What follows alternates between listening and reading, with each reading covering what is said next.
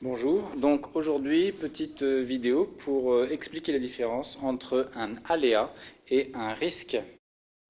Prenons par exemple l'aléa sismique. L'aléa sismique va être défini donc par la répartition des séismes au travers le monde ou en France par exemple. Vous constatez donc que les séismes sont très nombreux, notamment donc dans les régions de chaînes de montagnes, ici les Alpes. En plus de la localisation, ça va être la puissance, l'énergie libérée par le séisme qui va être prise en compte lorsqu'on parle d'aléas sismiques. Le dernier paramètre à prendre en compte pour définir l'aléa va être la fréquence du phénomène. Donc ici, vous avez la liste des séismes du 9 novembre 2016 dans la région de Gap principalement.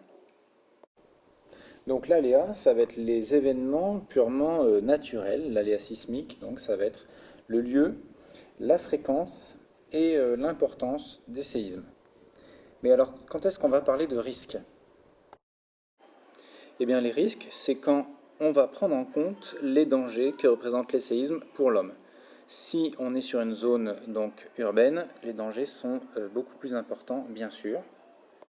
Et donc, si on compare la carte de densité de population à celle de l'activité sismique dans le monde, eh bien, on a la notion de risque. Donc l'aléa va permettre de savoir s'il faut respecter des normes de construction parasismique, par exemple. Et ensuite, c'est la politique de chaque pays, le niveau de développement, qui va permettre la mise en place de ces constructions et donc de réduire le risque. Par exemple, au Japon, il y a des immeubles très hauts de plusieurs dizaines d'étages qui résistent parfaitement à des très gros séismes.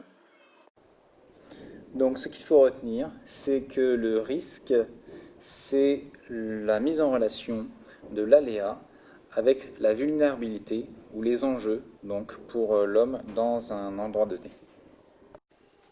Voilà, donc ce que vous venez de voir s'applique bien sûr à d'autres phénomènes, par exemple la météorologie ou encore le volcanisme. Voilà, merci.